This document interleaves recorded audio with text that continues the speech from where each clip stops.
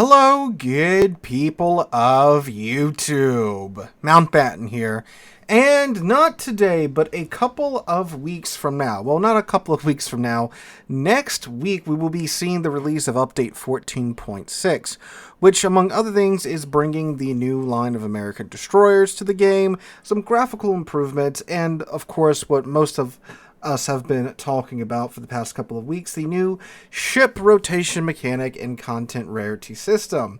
Now, with this ship rotation mechanic, as we've mentioned a couple times here on the channel, we've got about 40 ships leaving the armory and the premium shop with this first round of rotation, but we are getting a handful of new ships added to the premium shop and the armory for doubloons and for coal.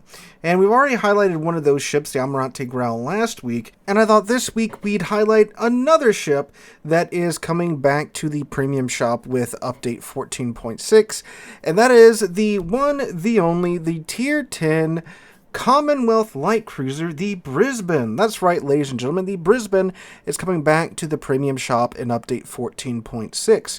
The Brisbane was a ship that many of us were hotly awaiting back in the year 2023. She first released in her own little web campaign where you could grind through the event and pick her up in that manner, or you could, of course, I believe there was either some containers or something. Of course, there's always a way that you can throw, $100 and something at the game and get the ship in that fashion. So why was there so much hype around the Brisbane? Well, the Brisbane, dear viewer, is a most potent side upgrade to one of the most popular light cruisers in-game, the Minotaur. And the Brisbane is a very interesting modified Minotaur, and that's what we're going to be talking about in today's video, and discussing whether or not you would like to cough up the doubloons to acquire her when she returns in Update 14.6. And if you like being kept up to date with news and what ships are coming in and out of the armory and what deals are present in the armory, the premium shop, and all that jazz, why don't you go down below and hit that subscribe button, because that's what we do here on the channel. And while you're down there, why don't you go ahead and drop a like and leave a comment as well. And now you have fully appeased our YouTube algorithm overlords, and we can get on with the video. So the Brisbane, what's different between her and the Minotaur? Well, they share a lot in common, as of course the Brisbane is based on the Minotaur. So if you've played the Minotaur or played against the Minotaur, you know some of the ship's shortcomings. The basically non-existent armor, that definitely has not changed between the Brisbane and the Minotaur. Yeah, if you look at this thing with slightly large guns, you're probably going to Citadel it. And she also has the British deceleration parameters, where it takes like a year and a half for these ships to stop. If you've never seen a British light cruiser just slowly slip out of its smokescreen because the captain forgot that it takes 6 years for the ship to stop, then you haven't played enough of the game just yet. You'll see it happen. It's basically a free kill. So that's still very much a thing here with the Brisbane. Now, that, I mean, besides, of course, some maneuverability parameters and such, and I believe the Consumables also pretty much exactly the same as the Minotaur as well. That's essentially where the similarities stop. Well, that and, of course, the main battery guns. They do both have 10 150mm guns, but from there on out, there have been a lot of changes to the Minotaur with the Brisbane. The main one being, of course, as you probably noticed, this Minotaur, this Australian Minotaur, has HE shells. That's right, ladies and gentlemen, we finally have the Minotaur with HE, which, funny enough, they actually did test out the Minotaur with HE back in the day, but there was a very wise man at Wargaming that said, no, we cannot give something with the Minotaur's levels of DPM, or RPM, HE, because that would be too much. I often wondered what happened to that man, because clearly he has left Wargaming. But yes, you do get HE shells on the 150mm guns here with the Brisbane. Now, you do give up quite a bit to get those HE shells.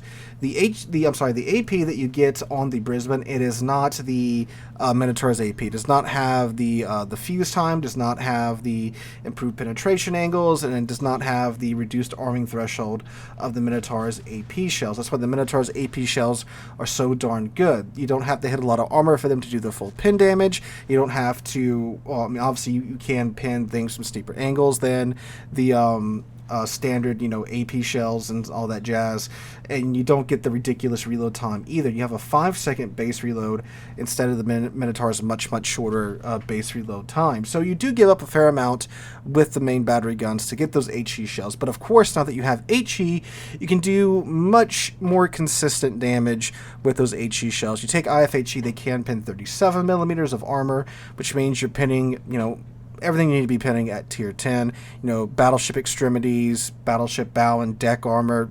You can just bully the French and British battleships because they're coated in 32 millimeters of armor. And of course you can set fires, something that the Minotaur simply cannot do.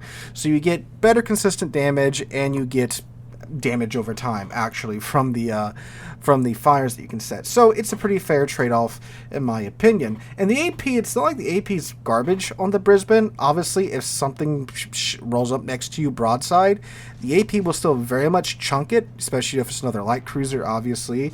So yeah, it's not like the AP on the Brisbane's garbage or anything like that. It's just that you don't get that super good AP that you get with the Minotaur. Another thing which is, in my opinion, just a straight up upgrade over the Minotaur is the Brisbane's torpedoes.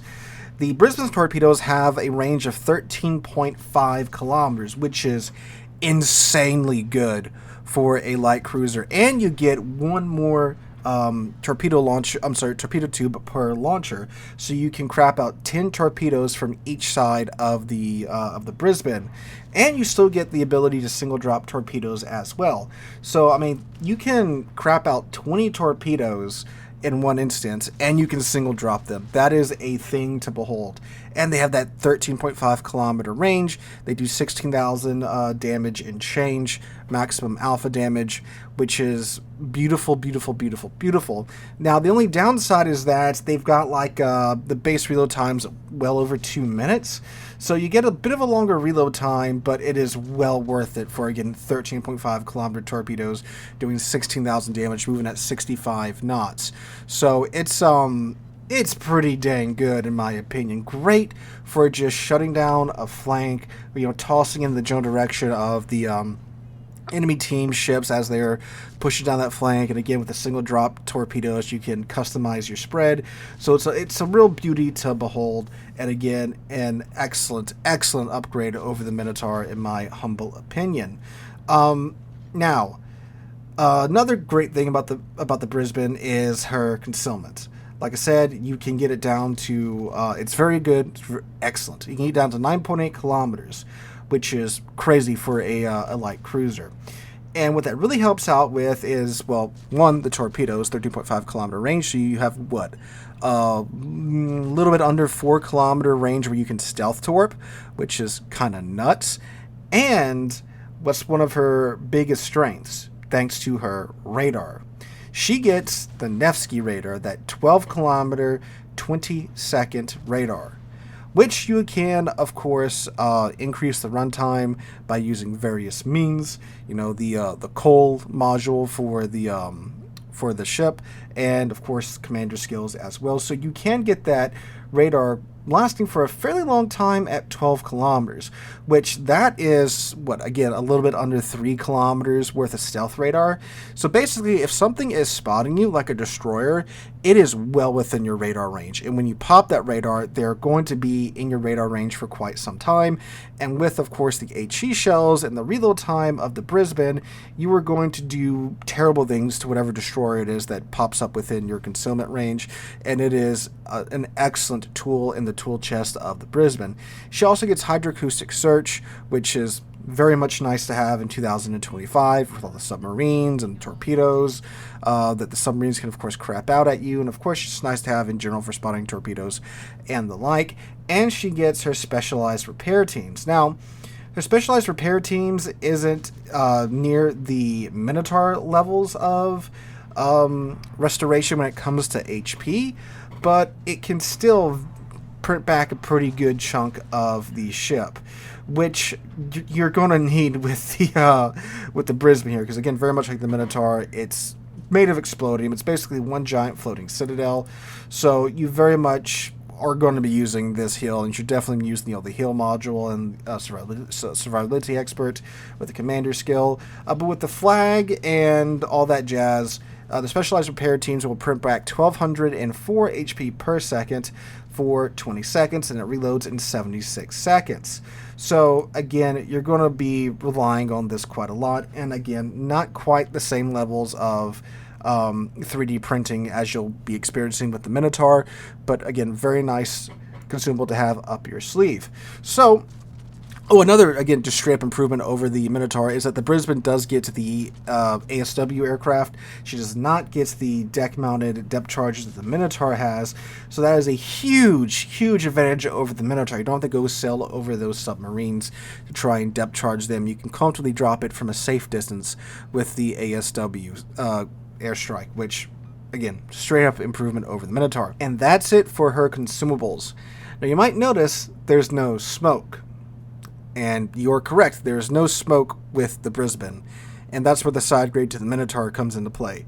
This is like the perfect angry Minotaur. It's, if you build into the reload time, you want the quickest firing guns. You're going to have a 15.9 kilometer range, which is quite close to be playing a Minotaur hull with no smoke. So this is very much a I'm going to fly close to the sun, high risk, high reward type of play style with the Brisbane. So if you like Radar Minotaur, this is kind of like the pinnacle of that. You get the longer range radar, the longer range torpedoes, you get the HE, again, but you got to give up the smoke and the improved AP on the main guns.